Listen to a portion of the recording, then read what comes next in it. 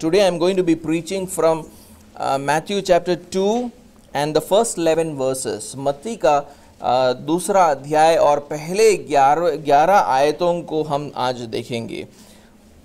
And the title of our message is Jesus our King. आज के प्रचार का जो विषय है वो है यीशु हमारा राजा.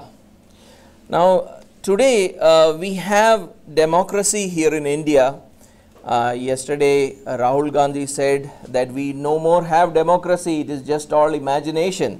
जैसे कि कल राहुल गांधी ने बोला कि यहाँ पर लोकतंत्र नहीं रह गया है, अब सिर्फ हमारे विचारों में लोकतंत्र है. लेकिन फिर भी भारत देश में हम लोकतंत्र में रहते हैं. And democracy is there in many countries, और लोकतंत्र बहुत से देशों के अंदर है. We vote in our leaders so that they can serve us. हम अपने अगुओं को हम चुनते हैं ताकि वो हमारी सेवा करें. लोकतंत्र में ये होता है. But this universe is not a democracy. लेकिन ये जो दुनिया है, वो ये जो संसार है, वो एक लोकतंत्र नहीं है. ये एक धर्मतंत्र है. It is a theocracy. And why do I say that? Because God is the king of this universe. क्योंकि परमेश्वर इस संसार का राजा है. And we are his people, और हम उसके लोग हैं. We never appointed God to be king. हमने कभी परमेश्वर को नियुक्त नहीं किया कि वो हमारा राजा बने. And he was there from all eternity. अनंतता से परमेश्वर रहा है और था और आज भी है, कल भी रहेगा. Rather, he created us so that we might honor him. लेकिन उसने हमारी सृष्टि की ताकि हम उसको आदर दे सके. But we messed up this plan. लेकिन हमने इस योजना को बिल्कुल बिगाड़ दिया. We rebelled against God. हमने परमेश्वर के विरुद्ध बलवा किया. हमारे राजा के खिलाफ हमने बलवा किया. And we were taken into captivity. और हम जो है एक तरीके से दासत्व में चले गए. We were taken into captivity by our enemy. हमारे दुश्मनों ने हमें एक तरीके से हमें दास बना लिया है, हमको दासत्व में कर दिया है. But in his mercy and grace, God our King came to rescue us. लेकिन परमेश्वर ने अपनी करुणा और अनुग्रह के हिसाब से वो हमें छुड़ाने आया, वो हमें बचाने आया. So that once again we can honor him as king. ताकि हम फिर से उसको एक राजा का आदर हम उसे दे पाए. That is the story of King Jesus which we read in Matthew chapter 2 verse 1 to 11. और इसी कहानी को हम मत्ती के दूसरे अध्याय और उसके पहले 11 आयतों के अंदर देखते हैं. Let me just read it for you. Matthew chapter 2 and the first 11 verses of it. मत्ती का सुसमाचार दूसरा अध्याय और उसके पहले 11 आयत. I'll just read it in English. Now after Jesus was born in Bethlehem of Judea in the days of Herod the king, behold, wise men from the east came to Jerusalem, saying, Where is he who has been born King of the Jews? For we saw his star when it rose, and have come to worship him. When Herod the king heard this, he was troubled, and all Jerusalem with him. And assembling all the chief priests and scribes of the people, he inquired of them where the Christ was to be born.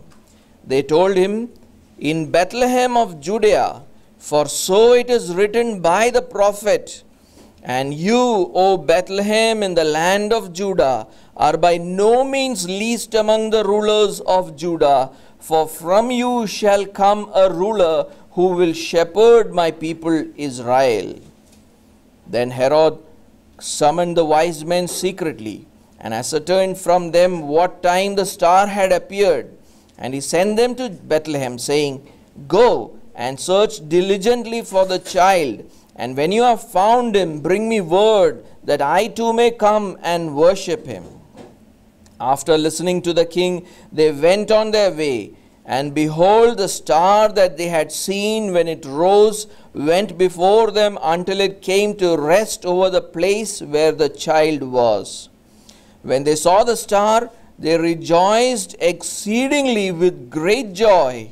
And going into the house, they saw the child with Mary his mother, and they fell down and worshipped him. Then opening their treasures, they offered him gifts, gold and frankincense and myrrh. In verse 1, the writer of this gospel, Matthew, says that Jesus was born in Bethlehem of Judea. Now note this clearly. In the days of Herod the king. पहले आयत में इस सुसमाचार लिखने वाला मत्ती कहता है कि हेरोदेस राजा के दिनों में जब यहूदिया के बेथलेहेम में यीशु का जन्म हुआ. Now this king who is called as Herod here was also called as Herod the Great. ये जो राजा है हेरोदेस, इसको महान हेरोदेस का दर्जा भी दिया जाता था. The Great Herod. Born in 73 BC, ये 73 BC में इसका जन्म हुआ. Was named the king of Judea by the Roman Senate in 40 BC. 40 BC में रोमी सेनेट ने उसको यहूदिया का राजा नियुक्त किया था. So in those days, Jerusalem was the capital of Judea. यहूदिया का राजधानी यरूशलेम था. And by 37 BC, he had crushed all political opposition with the help of the Romans. और 37 BC तक उसने अपने रोमियों के मदद से उसने अपने सारे राजनीतिक विरोधियों को बिल्कुल कुचल दिया था. He was wealthy, वो धनी था. He was politically very gifted, राजनीति में कुशल था. Intensely loyal to the Romans, वो रोमियों के प्रति अत्यंत विश्वास योग्य था. An excellent administrator, एक अच्छा प्रशासक था. And managed to remain in the good books of successive Roman emperors. और वो लगातार रोमी सम्राटों के विश्वास को जीतता आया था. He was known for his building projects. वो निर्माण कार्यों के लिए जाना जाता था. Especially the renovation of the temple in Jerusalem was done by him. यहाँ तक कि यरूशलेम के मंदिर का जो काम है वो उसने पूरा किया था. Even his opponents admired him for his construction abilities. उसके निर्माण कार्यों के लिए उसके दुश्मन भी उसकी तारीफ करते थे. But he loved power. लेकिन उसको सत्ता का भूख था. सत्ता का भूख था. He was very insecure about losing power. लेकिन वो बहुत ही क्या बोलते हैं कि सत्ता को खोने की असुरक्षा हमेशा उसके अंदर थी. In his later years, due to an illness, he became paranoid that someone from his close associates will snatch away power from him. उसके अंत के दिनों में वो बीमारी के कारण उसकी मानसिक दशा इतनी खराब हो गई थी कि वो सोचने लगा था कि उसके नजदीकी लोग ही उसे उसकी सत्ता को छीन लेंगे. He became so paranoid that he killed his wife and at least 2 sons to protect his throne. इतना वो सत्ता के लिए पागल हो गया था कि उसने अपनी सत्ता को बचाने के लिए अपनी पत्नी और कम से कम 2 लड़कों को मार दिया. And it is in this context that a group of astrologers called the Magi arrived in Jerusalem. और इसी एक संदर्भ में कुछ ज्योतिषी लोग यरूशलेम आते हैं, and what do they say? They ask, where is he who has been born king of the Jews? For we saw his star when it rose and have come to worship him. इस संदर्भ में ये कुछ ज्योतिषी लोग यरूशलेम आकर पूछते हैं, कहाँ है वो यहूदिया के राजा जिन्होंने जन्म लिया है? पूर्ववर्ती देशों में हमने उनका तारा देखा है और हम उनकी आराधना करने के लिए यहां पर आए हैं. Now imagine this. Insecure Herod, the official king of the Jews, hearing about the birth of another king of the Jews. अब ये सोच के देखे कि असुरक्षित हेरोदेस, यहूदियों का आधिकारिक राजा, ये सुनता है कि अब कोई और राजा जन्मा है, and people have come to worship him, और यह भी सुनता है कि लोग उसकी आराधना करने के लिए आए हैं. He would have been extremely paranoid. वो बिल्कुल पूरा पागल हो गया होगा इसको सुनकर, बहुत ही गुस्से में आया होगा. In verse 3 Matthew says he was troubled. तीसरे आयत में वो बोलता है कि वो घबरा गया. And Matthew adds all Jerusalem with him, और मत्ती उसके साथ जोड़ता है कि हेरोदेस के साथ सारा यरूशलेम भी घबरा गया. The entire city of Jerusalem was troubled. यरूशलेम का पूरा शहर घबरा गया इस बात को सुनकर. So not just Herod, the entire political and religious leadership in Jerusalem was also troubled. हेरोदेस के अलावा यरूशलेम की जो राजनीतिक अगुवे थे और धार्मिक अगुवे थे, वो भी इस बात को सुनकर घबरा गए. Because all these people were in power because of the support of the Romans. And the Romans kept these people there so that there is no opposition to their power. और ये सारे लोग सत्ता में इसलिए थे रोमियो के support के द्वारा. रोमियो ने इनको इसलिए नियुक्त करके रखा था ताकि कोई भी उनके खिलाफ बलवा नहीं करे, कोई राजा नहीं उठना चाहिए, लोग खड़े नहीं होने चाहिए, तो इसलिए इन सबको नियुक्त करके रखा था. And that is why when we see that Jesus performing many signs and wonders, इसलिए हम यूहन्ना के सुसमाचार के हम देखते हैं कि जब यीशु बड़े चिन्हों और चमत्कारों को करता है, the Sanhedrin, the highest religious council comes together, और वहां पर हम देखते हैं कि यहूदियों का सबसे बड़ा धार्मिक सभा, जिसको महासभा या सैनेड्रिन कहते हैं, वो इकट्ठे होते हैं. And see what it says in John chapter 11 and verse 47 and 48. एक बार देखें यूहन्ना के सुसमाचार 11वें अध्याय और 47 और 48वें आयत में. See what is written there. The Sanhedrin says, what are we doing? For this man is performing many signs. If we let him go on like this, all men will believe in him, and the Romans will come and take away both our place and our nation. यहाँ पर जो महासभा है वो बोलता है यूहन्ना का 11वां अध्याय 47 और 48 मिनट थिंक आई या इस पर प्रधान याजकों और फरीसियों ने महासभा बुलाई और कहा, हम करते क्या है? ये मनुष्य तो बहुत चिन्ह दिखाता है.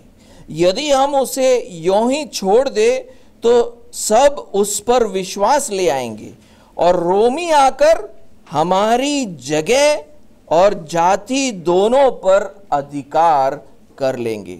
सो Romans kept them in power so that they might suppress the rise of any other opposition. तो रोमियो ने उनको नियुक्त कर रखा था, उन्हें सत्ता दे रखी थी, ताकि और कोई राजनीतिक या धार्मिक विरोध उनके खिलाफ खड़ा ना हो पाए, उनको वो दबा कर रखे.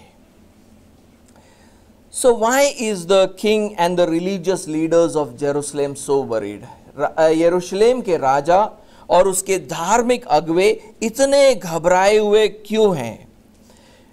Because they were also expecting another king. इसलिए क्योंकि वो लोग भी एक नए राजा की अपेक्षा में थे.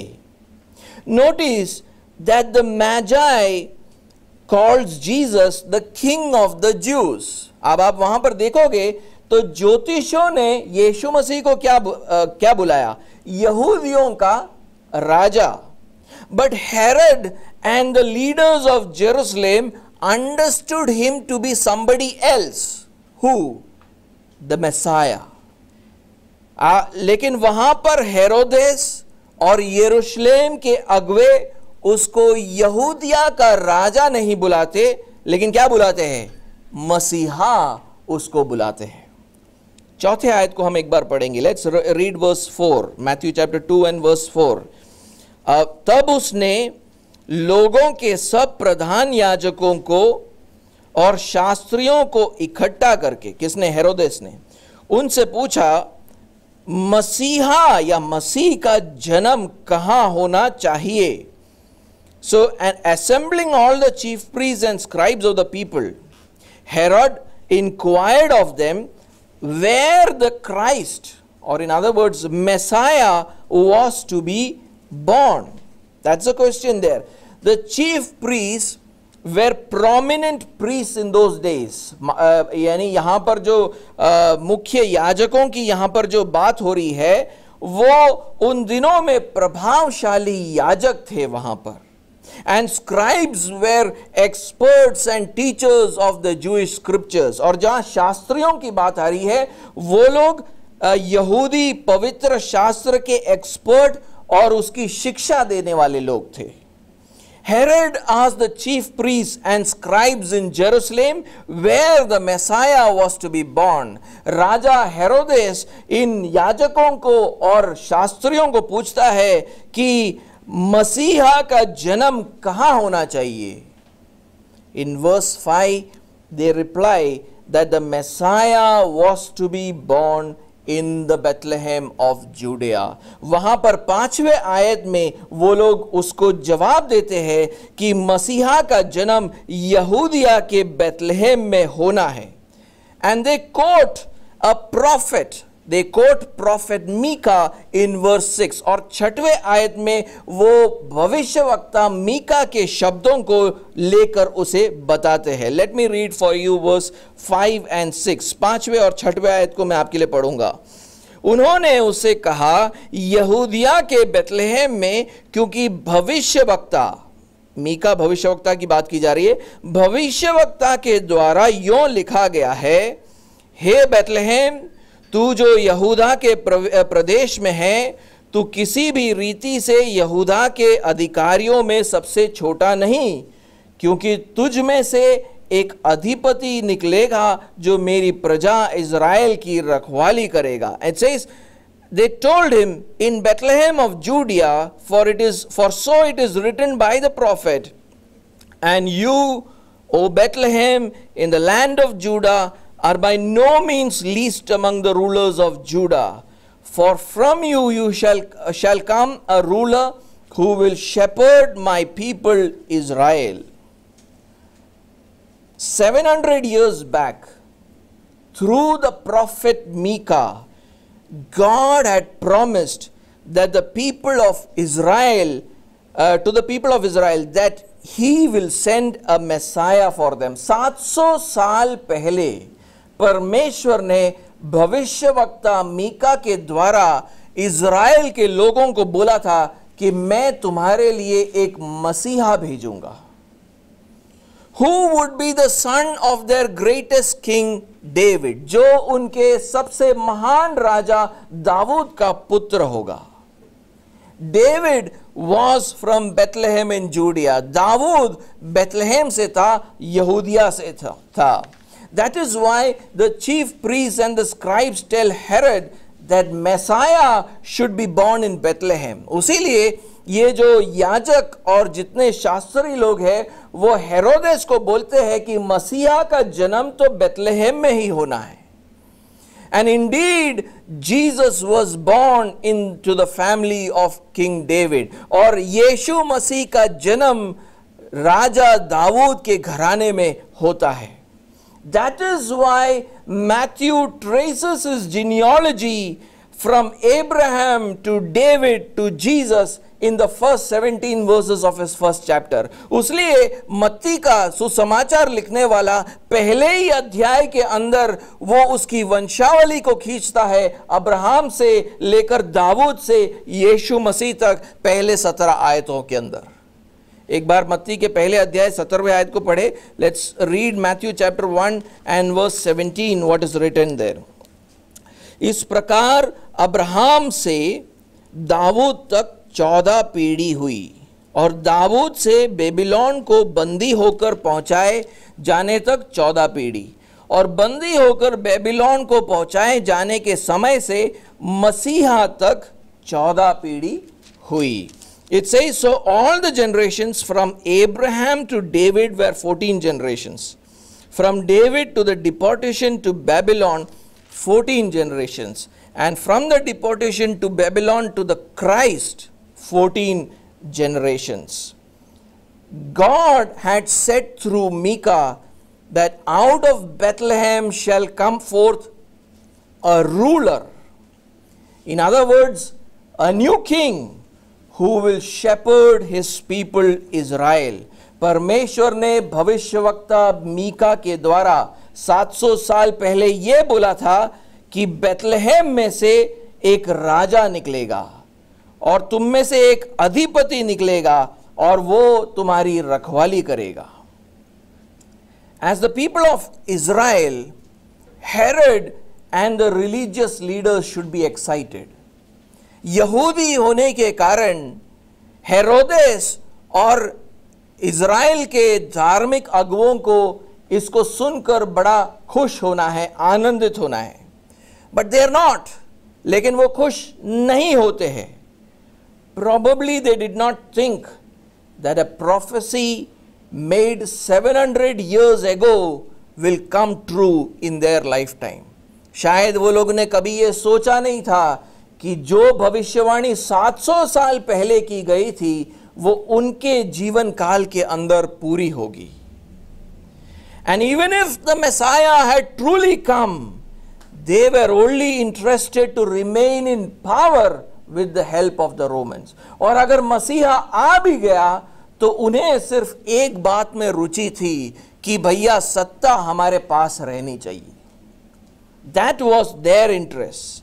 They didn't even take the trouble of going to Jerusalem to check out if this is true. वो यहाँ तक कि बेथलेहेम तक जाकर देखते भी नहीं है कि सच में मसीहा पैदा हुआ है कि नहीं.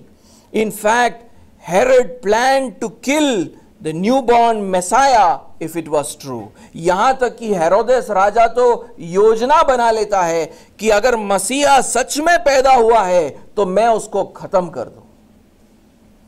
Read what verse 7 says. 7वें आयत को एक बार पढ़े. तब हेरोदेस ने ज्योतिषियों को छुपके से बुलाकर उनसे पूछा कि तारा ठीक किस समय दिखाई दिया था. Then Herod summoned the wise men or the magi secretly and ascertained from them what time the star had appeared. Now, do you know why he wanted to know from the magi exactly when the star had appeared? क्या आपको पता है कि वो क्यों उनसे पूछता है कि तारा कब निकला था? Because he wanted to know exactly when the Messiah was born. क्योंकि वो जानना चाहता था कि मसीहा किस समय पर पैदा हुआ है. क्यों? Why? So that he can kill him. ताकि वो उसको मार दे.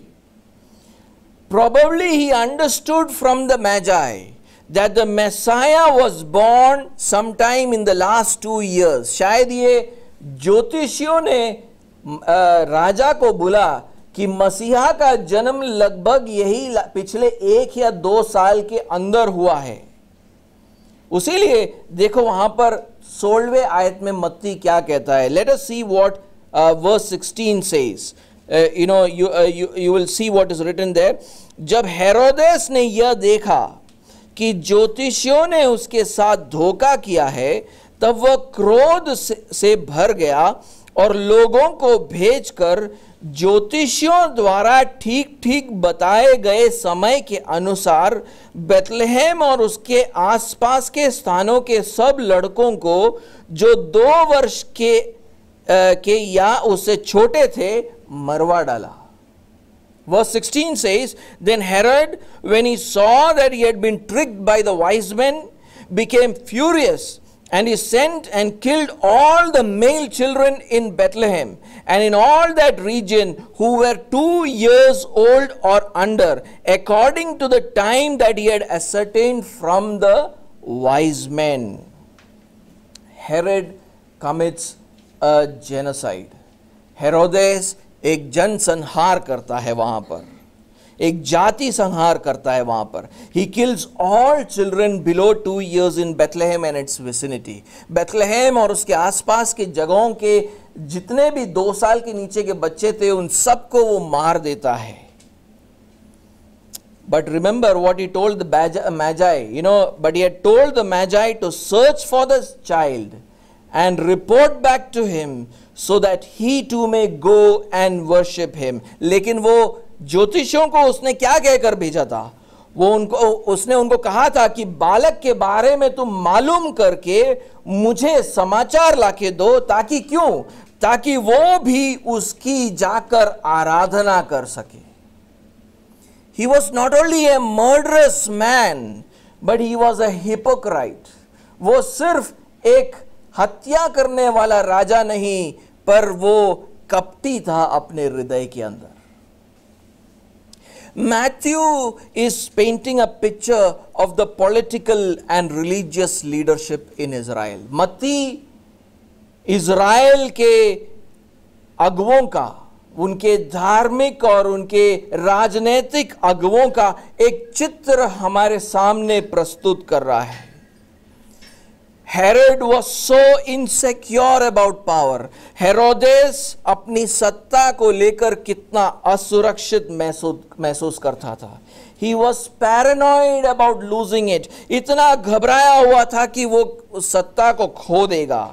So cruel that he was willing to kill his own family members and small children to maintain power in his hands. इतना क्रूर था कि वो अपने ही घर वालों को मारने के लिए तैयार था और बच्चों को मारने के लिए तैयार था ताकि सत्ता उसके हाथ में रहे.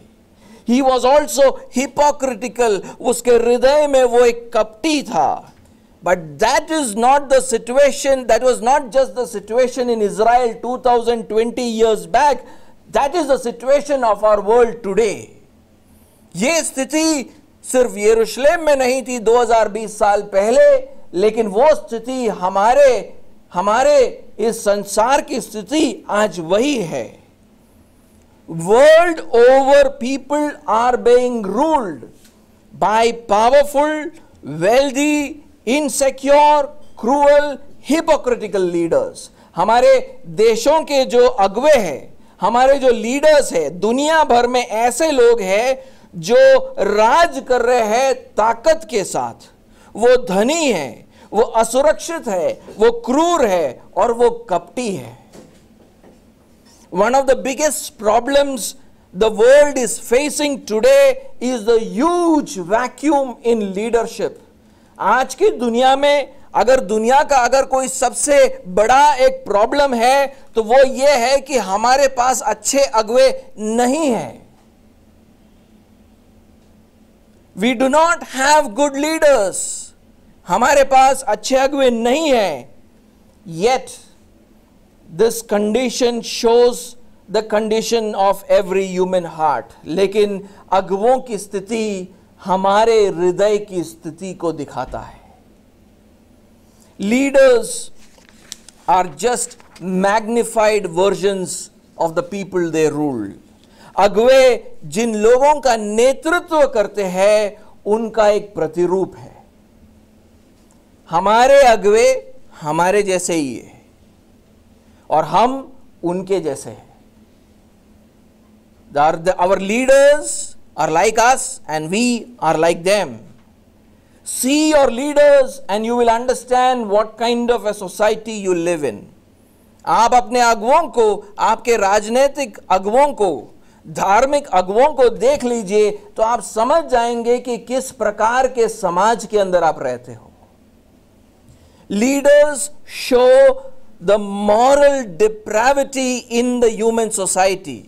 इस दुनिया के अगुवे इस बात को दर्शाते हैं कि मानव जाति कितना दुष्ट हो चुका है.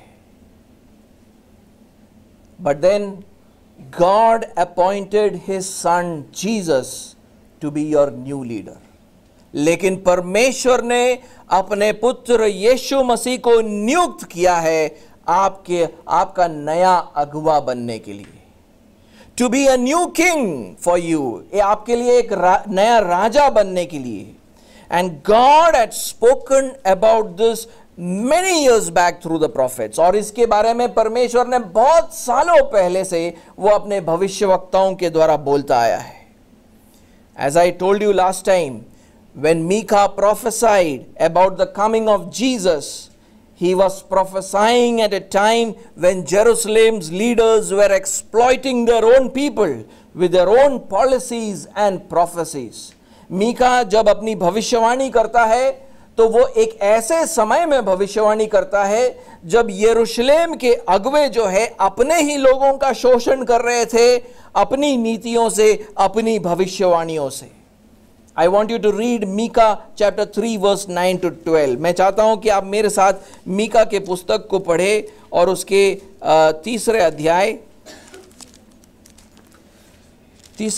के 9वें आयत से 12वें आयत तक हम पढ़ेंगे. Micah chapter 3 verse 9 to 12. देखिए वहां पर मीका वहां के अगुवों के बारे में क्या बोलता है. Look what Micah says about the leaders in that place. वो बोलता है, हे याकूब के घराने के प्रधानों, हे इज़राइल के घराने के न्यायियों, हे न्याय से घृणा करने वालों और सब सीधी बातों को टेढ़ी मेढ़ी करने वालों, ये बात सुनो.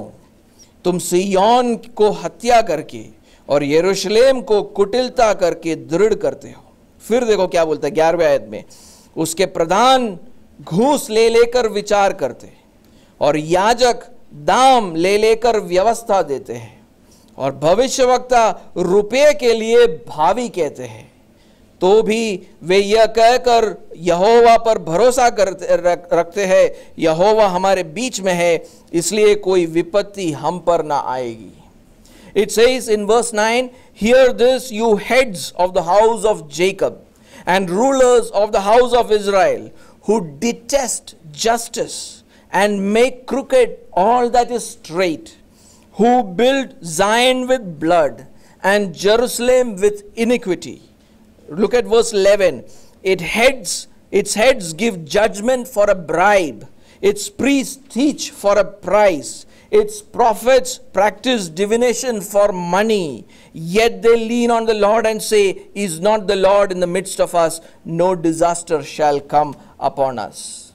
And then when we read Micah chapter 5 verse 2 to 4, God decides that he will send a Messiah, a king from the descendants of David. लेकिन हम जब फिर 5वें अध्याय 2 और 4 आयत को पढ़ते हैं तो वहां पर परमेश्वर निर्णय लेता है कि वो एक मसीहा को भेजेगा जो दाऊद राजा का वंशज होगा. And he sends them not only for the people of Israel but for us also. लेकिन वो सिर्फ ये मसीहा इज़राइल के लोगों के लिए नहीं भेजता है, वो हमारे लिए भी भेजता है. That is why the very first witnesses of Jesus' birth were also the Magi, who were probably from Babylon and which is the probably modern day Iraq. और उसलिए हम देखते हैं कि यीशु मसीह के जन्म के सबसे पहले गवाह कोई यहूदी नहीं, लेकिन ये ज्योतिष है जो शायद बाबिलोन से आते हैं.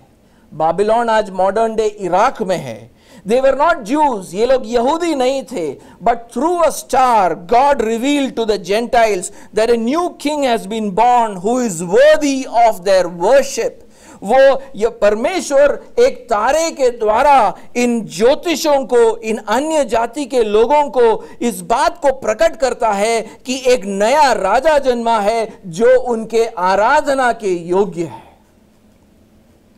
Jesus did not come to establish a political kingdom for the nation of Israel. यीशु मसीह इज़राइल के लिए एक राज्य स्थापित करने नहीं आया था. He came to establish the kingdom of God on earth. वो यहां पर पृथ्वी पर परमेश्वर के राज्य को स्थापित करने आया था.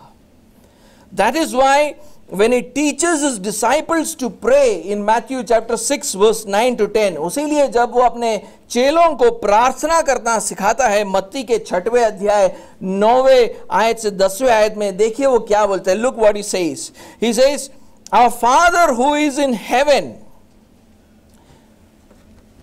Just a minute, I'll just take out that passage. Our Father who is in heaven, hallowed be your name. Your kingdom come. What does that mean?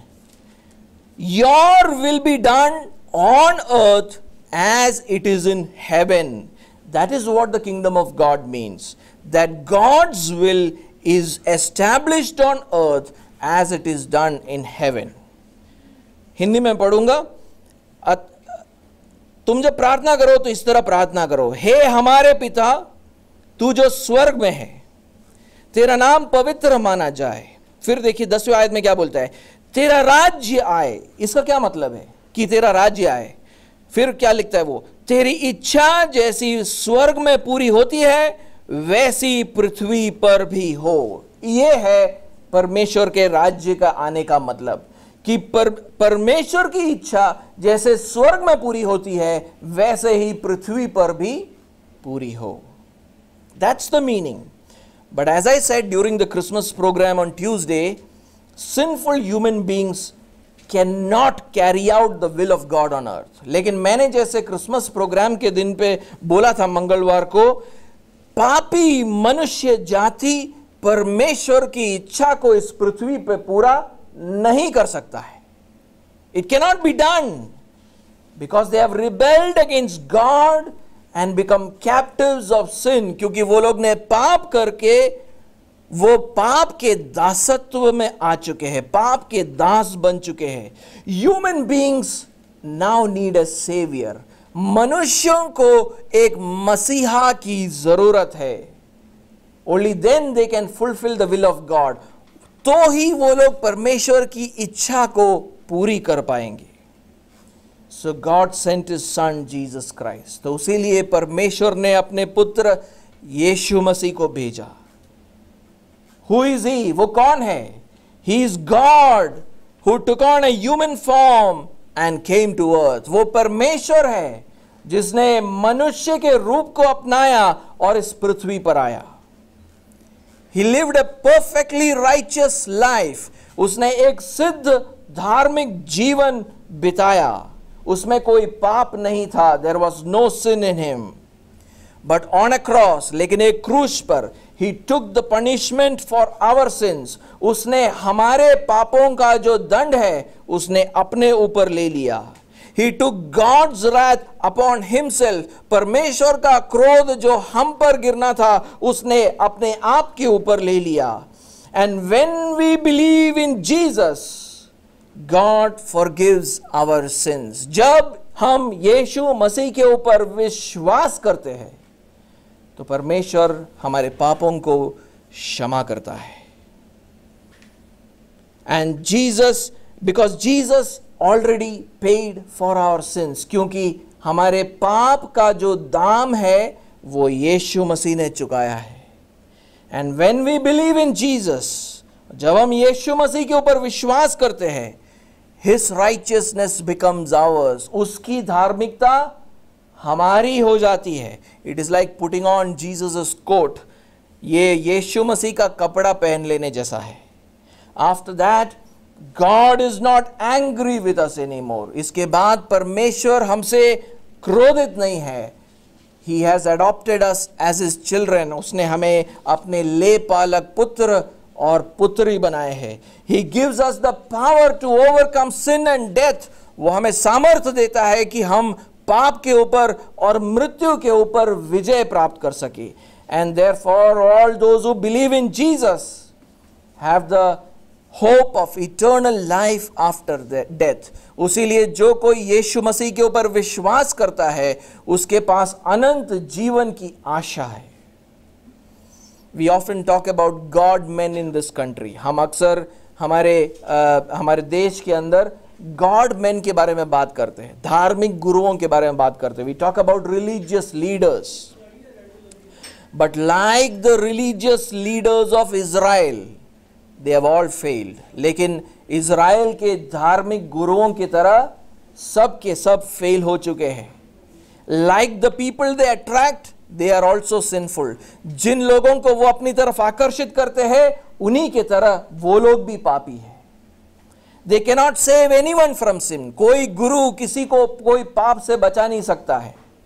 In the end, they end up exploiting their own people. आखिर में वो लोग उन्हीं का शोषण करते हैं जिनकी वो सेवा करते हैं. Jesus is the only true God man. यीशु मसीह ही सिर्फ एक मात्र सच्चा धार्मिक गुरु है. He was truly God, he was truly man. वो पूरा परमेश्वर और पूरा मनुष्य है. He rescued us from our sins. उसने हमें हमारे पापों से मुक्ति दी. He will rescue us from death. और वो हमें मृत्यु से भी बचाएगा. Like a king, he protects us from our enemies, sin and death, and gives us eternal life. एक राजा की तरह वो अपने लोगों का पाप और मृत्यु से सुरक्षा करता है और उन्हें अनंत जीवन देता है. But in order to understand this, God has to sovereignly impress it upon our hearts. लेकिन इस बात को सच में समझने के लिए परम प्रधान परमेश्वर अगर हमारे हृदयों में काम करे तो ही हो सकता है. The leaders of Israel had all the scriptures to understand. Israel के अगुओं के पास पूरा पवित्र शास्त्र था. They were experts in it. वो उसके अंदर एक्सपर्ट थे, लेकिन वो इस बात को समझ नहीं पाए. They could not understand it. But God did it for the Gentile Magi. लेकिन परमेश्वर ने ये उस दिन उन ज्योतिषों के लिए किया. The Magi were astrologers from Babylon. ये जो ज्योतिषी थे वो Babylon से थे. And probably they had heard about the coming Messiah, the King of the Jews. शायद उन्होंने इस आने वाले मसीहा के बारे में, यहूदियों के राजा के बारे में सुना था. From the Jews who lived in Babylon, क्योंकि उन दिनों में बाबिलोन में बहुत से यहूदी रहते थे वहां पर.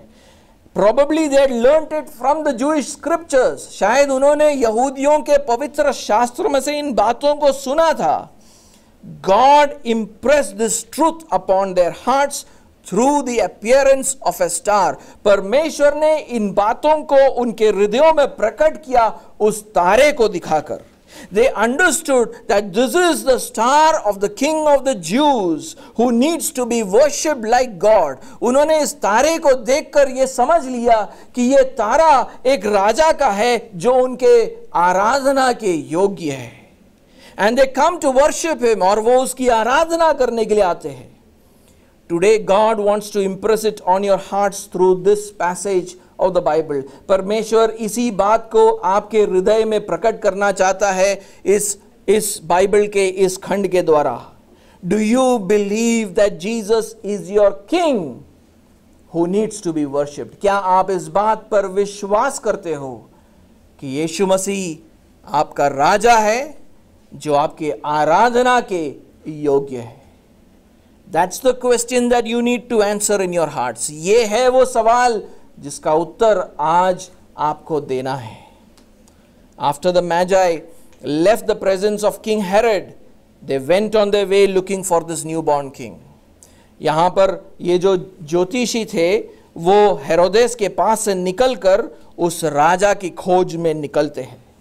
And in verse 9, Matthew says, the star they had seen when it rose went before them until it came to rest over the place where the child was. 9वें आयत में मत्ती बोलता है कि जो तारा उन्होंने पूर्व में देखा था. एक बार उसको पढ़े 9वें आयत को, एक बार उसको. वहां पर ऐसा लिखा है कि जो तारा उन्होंने पूर्व में देखा था वह उनके आगे आगे चला और जहां बालक था उस जगह के ऊपर पहुंचकर ठहर गया. Now they had seen the star when Jesus was born. उन्होंने ये तारा देखा था कब? यीशु मसीह का जन्म होते समय तब देखा था. But that star did not guide them till Jerusalem. लेकिन वो तारा उनको अगुवाई कर कर यरूशलेम तक पहुंचाता नहीं है. But then what happens? They themselves walked to Jerusalem because they thought that the logical place to look for the king of the Jews is Jerusalem. उन्होंने तारा देखा लेकिन वो लोग तारा देख देख कर यरूशलेम नहीं पहुंचे थे, क्योंकि वो तो चलकर खुद ही यरूशलेम पहुंच गए, क्योंकि यहूदियों का राजा और कहां मिलेगा, यरूशलेम में ही तो मिलेगा, तो वो लोग चलकर आते हैं. But now they understood from the chief priests and scribes that the Messiah was to be born in Bethlehem. लेकिन याजकों और शास्त्रियों के बातों को सुनकर वो समझ गए कि मसीहा का जन्म यरूशलेम में नहीं लेकिन बेथलेहेम में होना था. So they set out to Bethlehem. इसलिए वो बेथलेहेम जाने के लिए निकलते हैं. That is when the star reappears. तब उनके सामने वही तारा प्रत्यक्ष होता है जो उन्होंने यीशु मसीह के जन्म के दिन देखा था. And the star leads them to baby Jesus in Bethlehem. और वो तारा उन्हें बालक यीशु मसीह के पास पहुंचाता है बेथलेहेम में. And when they saw the star, their beliefs were confirmed. और जब उन्होंने वो तारा देखा उनका विश्वास दृढ़ हो गया. That indeed they have come to their king who is worthy to be worshipped. उन्होंने जब वो तारा देखा तब उनका विश्वास दृढ़ हो गया कि हम हमारे राजा के पास पहुंच चुके हैं जो हमारी आराधना के योग्य है. That is why in Matthew says in verse 10, when they saw the star, they rejoiced exceedingly with great joy. उसलिए 10वां आयत बोलता है उस तारे को देखकर वे अति आनंदित हुए. And verse 11 says that when they entered the home and saw baby Jesus, they fell to the ground and worshipped him. और 11वां आयत बोलता है कि जब उन्होंने घर में प्रवेश किया और बालक यीशु मसीह को देखा तो उन्होंने झुककर उस बालक की आराधना की. Other than worship, they also presented him gifts of gold, frankincense and myrrh. आराधना के अलावा उन्होंने बहुमूल्य वस्तुओं की अपनी पिटारी खोली और सोना, लोबान और गंधरस की उपहार उसको अर्पित किए. Psalm 72 is a prayer to God about the king of Israel. 72 भजन संहिता जो है इज़राइल के राजा के लिए एक प्रार्थना है परमेश्वर की तरफ. उसमें देखिए कि क्या लिखा है वहाँ पर 10वें और 11वें आयत में. I want you to read Psalm 72 and verse 10 and 11. Psalm 72 and verse 10 and 11. Tarshish और द्वीप द्वीप के राजा भेंट ले आएंगे. ये यरूशलेम इज़राइल के राजा के बारे में बोला जा रहा है. तर्शीश और द्वीप द्वीप के राजा भेंट ले आएंगे. शेबा और सबा दोनों के राजा उपहार पहुंचाएंगे. सब राजा उसको दंडवत करेंगे. जाति जाति के लोग उसके अधीन हो जाएंगे. It says, may the kings of Tarshish and of the coastlands render him tribute. It's talking about the king of Israel. May the kings of Sheba and Seba bring gifts. May all kings fall down before him, All nations serve him. The superiority of any king would be seen when people from other nations will bring gifts and presents. एक राजा की श्रेष्ठता उस बात में दिखती है कि दूसरे देशों के लोग उसको भेंट और उपहार चढ़ाते हैं. And they come down before him and serve him. और वो दंडवत कर कर उसके अधीन हो जाते हैं. And what do they bring? और वो लोग हाथ में क्या लेकर आते हैं? देखिए 15वां आयत क्या बोलता है. Let's read what they bring in verse 15. वह जीवित रहेगा और शेबा के सोने में से उसको दिया जाएगा. Long may he live, may gold of Sheba be given to him. And in a similar passage in Isaiah 60, ऐसे ही एक भाग के अंदर यशाया के 60वें अध्याय में, I want you to look at Isaiah 60 also, see what it says there. यशाया के 60वें अध्याय में यहाँ पर यरूशलेम शहर के बारे में बोला जाता है जो इज़राइल के राजा का शहर है. In Isaiah 60 it talks about the city of Jerusalem, which is the city of the king of Israel. It says in verse 6, 6वें आयत में बोलता है, तेरे देश में ऊंटों के झुंड और मिद्यान और एपादेशों की साड़नियां इकट्ठी होंगी. शीबा के सब लोग आकर सोना और लोबान बेट लाएंगे और यहोवा का गुणानुवाद आनंद से सुनाएंगे. A multitude of camels shall cover you, the young camels of Midian and Ephah, all those from Sheba shall come. They shall bring gold and frankincense and shall bring good news, the praises of the Lord. So not just gold, but the gifts bought by the nations is frankincense. So gold, frankincense, myrrh were gifts offered to kings. तो यहाँ पर सिर्फ सोना नहीं लेकिन लोबा और मुर भी लेकर आया जाता है या गंधरस की भेंट चढ़ाई जाती है. ये सारी चीजें भेंट राजाओं को चढ़ाई जाती है. And the Magi recognized Jesus' kingship, और इन ज्योतिषों ने यीशु मसीह के राजत्व को समझकर इन भेंट को उसके पास चढ़ाया. And he offered these gifts to them.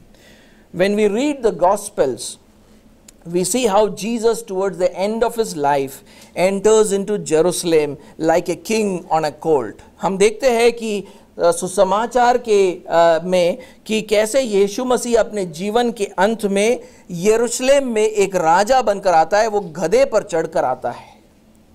The owners of the colt gave the colt to him because he was their king. उन गधे के मालिकों ने उसको वो गधा दे दिया क्योंकि वो उनका राजा था. When he arrives as a king, many people spread their coats on the road and others leafy branches that they had cut from the fields. और जब वो एक राजा बनकर आता है, बहुतों ने अपने कपड़े मार्ग पे बिछाए और औरों ने खेतों में से डालियां काट काट कर उसके सामने फैला दी. A king needs to be given his due honor. एक राजा को उसका आदर जो मिलना चाहिए वो उसको मिलना चाहिए.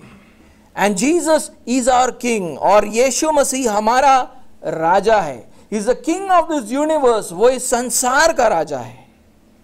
What can we give King Jesus? हम यीशु मसीह को, यीशु राजा को क्या समर्पित कर सकते हैं? Like the Magi, we need to worship him because he is God. उन ज्योतिषियों की तरह हमें उसकी आराधना करनी है क्योंकि वो परमेश्वर है. But as a king, लेकिन वो राजा होने के कारण the Magi honored him by giving expensive gifts. ज्योतिषों ने, क्योंकि वो राजा था, उन्होंने उसको आदर दिया बहुमूल्य वस्तुओं को देकर. They were gifts stored in their treasures. वो उनके पिटारियों में से, खजानों में से चीजों को निकाल कर उसे देते हैं. It was precious to them. ये चीजें उनके लिए बहुमूल्य थी. Jesus is our king. यीशु मसीह हमारा राजा है. We need to honor him with gifts that are precious to us. हमें उसका आदर करने की जरूरत है ऐसी भेंटों से जो हमारे लिए बहुमूल्य है. The most precious gift that you can offer to him is a life devoted to him. एक सबसे अच्छा तोहफा आप अगर यीशु राजा को आज सुबह के समय दे सकते हो तो वो है एक समर्पित जीवन। If you are a very busy person then time is very precious to you. अगर आप बहुत ही क्या बोलते हैं कि अगर आप बहुत ही व्यस्त रहने वाले व्यक्ति हो तो आपके लिए समय बहुत बहुमूल्य है। Give him more and more of your time. तो आप उसको क्या दोगे? आपका समय दोगे, क्योंकि समय आपके लिए बहुमूल्य है। आप उसको अपना समय दोगे। If you are a very poor person and don't have much money, use more and more of your money for him. अगर आप गरीब हो तो और आपके पास ज्यादा पैसा नहीं है, फिर भी आप अपने पैसे को उसके लिए इस्तेमाल करो। If you are not a very talented person, offer whatever abilities you have for him. आप शायद बहुत ही talented व्यक्ति नहीं हो, लेकिन फिर भी आपके पास जो भी talent है वो उसके लिए इस्तेमाल करो। If you are a weak person, use more and more of your health for him. अगर आप शरीर में कमजोर हो, फिर भी आप अपने शरीर की जो भी आपकी शक्ति है, ताकत है, वो उसके लिए इस्तेमाल करो। Jesus appreciated the woman who gave only, the only 2 copper coins she had. She had put it into the temple treasury, and Jesus appreciates her for that. एक यीशु मसीह एक ऐसे स्त्री को सराहता है जिसके पास सिर्फ 2 तांबे के सिक्के थे, जिस पर उसका सारा जीवन निर्भर था, लेकिन उसने वो उसको मंदिर के तिजोरी में जाकर डाल दिया। Jesus appreciated Mary, who poured out a jar of perfume worth 1 year's wages. यीशु मसीह ने मरियम को सराहा, जिस स्त्री ने 1 साल के वेतन के मूल्य के बराबर के इत्र को उसके ऊपर उंडेल दिया। This is how we honor King Jesus. इस तरह हम हमारे राजा यीशु मसीह को आदर दे सकते हैं। And right now, let us give praise to King Jesus, and then we will pray and close. और इस वक्त हम यीशु मसीह को आराधना का भेंट चढ़ाकर हम फिर उसके बाद प्रार्थना करके खत्म करेंगे।